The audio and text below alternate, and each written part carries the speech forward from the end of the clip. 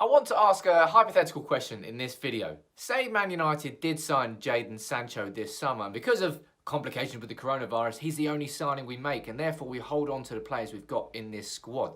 What would our best 11 look like going into next season? It's a bit of a fun video, but I want to run through that hypothetical best 11, explain my choice for every position and why, and I want to hear from you in the comments where you think the strengths and the weaknesses still lie in this team that will definitely be significantly improved if Jadon Sancho joins. Make sure you subscribe down below if you're new, but let's get straight into this one. Quickly, before I do begin, I want to thank The Athletic again for sponsoring this video. It's really helping United People's TV through this quarantine period. If you haven't already gone over there, follow, listen to David Ornstein's podcast with Mark Chapman. You got Laurie Whitwell, who's the chief United writer. If Jadon Sancho news breaks, it's going to be coming on The Athletic probably first and probably from David Ornstein. So make sure you subscribe. If you haven't already, there's a 7-day free trial you can get with United People's TV. There's a link in the description, and that link also gives you 50% off the annual sub. Right now, it's a great place to listen to the podcast. They're really interesting and insightful. Even if there isn't that much news to talk about, it's always good to hear about football. So make sure you follow the link in the description. But let's take a look at what this hypothetical team could be with Jadon Sancho in. Now, of course, it starts in goal, and it starts with David De Gea. Now, could Dean Henderson come in and replace De Gea in the future? I think that could definitely happen. I don't really see it happening next season. I'm not sure what's going to happen with Henderson. He's been blindingly good at Sheffield United, but I'm hoping that the prospect of Henderson coming and taking De Gea's #1 spot is going to light a fire underneath him and get his best form back. Now, we're not going to need to rely on De Gea as much as we did, say, under Mourinho and Van Gaal, because our defence is significantly better, but we need De Gea for those moments to be on his best form. So De Gea's in my team. What do you think about him and his prospects over the next couple of years at United? Now, at left back, I'd say there's a question. I've gone for Luke Shaw. I'm not sure whether I would be confident enough to rely on Brandon Williams week in, week out, every single week. I think the idea of Shaw and Williams sharing responsibilities over competitions is probably going to be the best option next year, and whoever proves himself properly will get that #1 spot. Maybe it's too little too late for Luke Shaw. Maybe now is the time to throw Brandon Williams in and give him that #1 spot at left back. Let me know what you think about that. But for the time being, I've got Shaw. And I think Shaw sort of improved as the season went on before the coronavirus hit. But Brandon Williams is certainly doing very well as well. Centre-backs, I've got Maguire and Bailly. Now, Maguire, I've enjoyed watching him progress as a player at United. I think he was nervous at the start, but he's come out of his shell. And I think he's crucially important at the heart of defence. And I think the biggest question mark about the whole defence is who partners Harry Maguire. You got Victor Lindelof, you got Eric Bailly, and prior to his injury, you had Axel Tuanzebe, who was a genuine option. Now, I've gone for Eric Bailly, who I think out of the three is the best defender when he's not injured. Unfortunately for Bailly, he's injured a lot. So I could see that being an issue, but if we're looking at best 11, I'm probably going to put Bailly to partner Maguire. I think they counterbalance each other very well, and that's why I've gone for him. But who would you put? Let me know in the comments. And obviously, I'm going Wan-Bissaka at right back. He is more than proven he is worth that 50 million we paid for him. Massively improving going forward on the right flank, and I think Jadon Sancho being on the right wing is going to help him so much more in terms of having an option, someone to actually 1-2 with and actually play with down the right flank. But defensively, he's going to have to be very solid in this formation, which has only got one defensive midfielder, in order to allow two more attack-minded central midfielders in front of him. And for that defensive midfielder, I've gone for Scott McTominay. And if I'm being completely honest, I see this being the biggest weakness in the squad, in this formation, if we only sign Jadon Sancho. Now, Scott McTominay, I love him, you love him. He's been phenomenal.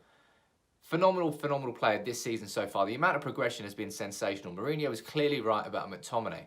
But in this formation with two more attack-minded central midfielders, whoever that defensive midfielder is effectively has to be Sergio Busquets, maybe with a little, not as much flair going forward in his passing range, but somebody who's capable of marshalling that whole defensive midfield position on his own, in order to allow those two attack-minded midfielders, which you'll probably know who I'm going to say in these roles.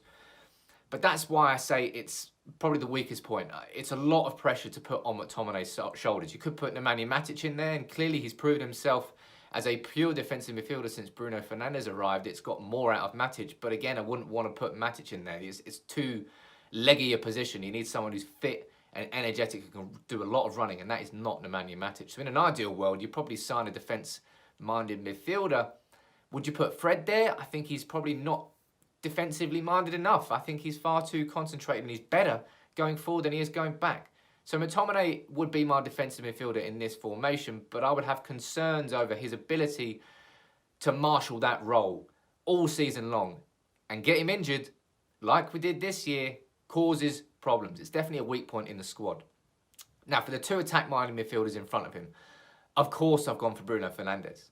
I'm going to put him as a right central midfielder so he can link up closely with Jadon Sancho, who's obviously going in the right wing. Bruno Fernandes, I think the midfield has to be geared to getting the most out of Bruno Fernandes, allowing him to play and express himself as best he can. Now, Bruno is shown he's got great defensive qualities, tracking back, so he'll help cover the space with McTominay. And when you've got someone like Paul Pogba alongside him, who typically doesn't cover ground in the same way that McTominay or Bruno Fernandes does, Bruno's certainly got to work hard. Now, I think it's unfair of me to put Pogba in this team ahead of Fred, but the reality is on paper, straight away, Pogba goes back into any starting 11 at Manchester United. The reality is that Fred had a sensational season, and it's very unfair to drop him from this team. But you can't not have Pogba in if we're going to keep him in this hypothetical team and we don't sell him in the summer. You put him in your starting 11. It does mean that we've actually got strength in depth in there. We've got Fred you can drop in and out for Paul Pogba. We don't have much strength in depth anywhere really across the pitch. So the idea that you could play Fred or Pogba is a bit of a luxury for Ole Gunnar Solskjaer if it was to happen. But that will be my midfield three. McTominay sitting at the base of a midfield three behind Pogba and Fernandes and allowing those two to really concentrate on going forward, but also relying on Fernandes to cover the space in behind as well, and Wan-Bissaka to really do his job at right back. Now, onto the front three, and this is obviously where Jadon Sancho comes in, and it's such a huge weakness in this squad that has been there for so long on the right wing. We've had no right winger for, I can't remember the last right wing we had. Ronaldo, who since then? Valencia, yeah, he was good up until a point, but in terms of the real flair and the quality and the overall world-class ability, we haven't had a player like Jadon Sancho there for a long time. And it's going to transform our attack because we won't just be relying on going down the left and sometimes going down the middle. We'll have a goal threat, direct goal threat from the right-hand side. And Jadon Sancho will completely transform the shape of our attack. As I said, I think Wan-Bissaka will be better because Sancho is there and someone who can link up with him. But Sancho just transforms the whole attack. Bruno will get better because Sancho's, everybody will. That's how important a signing I think he is. And arguably, it's the biggest weakness in this squad is right wing. Now, on left wing, it's obviously Marcus Rashford. There's one thing we have to all agree on now is that Marcus Rashford is a left winger. He's not a striker. He is a left winger. That's where you get the most out of Rashford. It allows him to run at defenders with pace. Rashford is fantastic on the left-hand side. And having Rashford on the left and Sancho on the right, that's a huge goal threat from both sides directly. So you wouldn't be relying just on the number 9, on the main striker to score goals. You'd have Rashford, you'd have Pogba, you'd have Fernandes, you'd have Sancho. Goal threats galore. And that would be a dangerous attack spearheaded in this formation, in this team by Anthony Martial, who on form slots into that front five incredibly. And it will be such a fluid team, threats from everywhere, movement from everybody. It will be a great attacking team to watch. When he's not on form, you'd still have, as I said, Rashford, Sancho, Pogba and Fernandes to help because you wouldn't just be relying on your main man up front to get your goals. You'd have goal threats everywhere. And if you look at that team, at that front five, you got, look, Rashford, Martial, Sancho, Pogba and Fernandes going forward in attack. Well, very nice. That really would be sensational. It does put a lot of responsibility, as I said, on Scott McTominay to marshal the midfield. And maybe this is a way too attack-minded team, but I want to know from you in the comments what you think about it. For me, it looks, I wouldn't say balanced. I think Bruno Fernandes' defensive ability adds more balance in that midfield than, say, if Fred and Pogba played there. But it's still clearly attack-minded.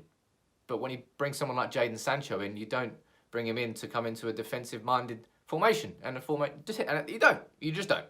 So I want to know from you in the comments. This is my hypothetical 11. If we sign Jadon Sancho this summer and we don't sign anybody else, and therefore we hold on to the players we've got in this squad, what would our best team be? What would our best formation be? What would the best style be? And where are the weaknesses in this team? Let me know what you think in the comments below. It's a bit of a fun video. It's an interesting... I was talking to Yvonne, the co-editor of the People's Person website, and we were just having a bit of a debate, so this is why the videos come out. If you did enjoy it, please drop a like on the video and subscribe if you're new. Until next time, though, take it easy.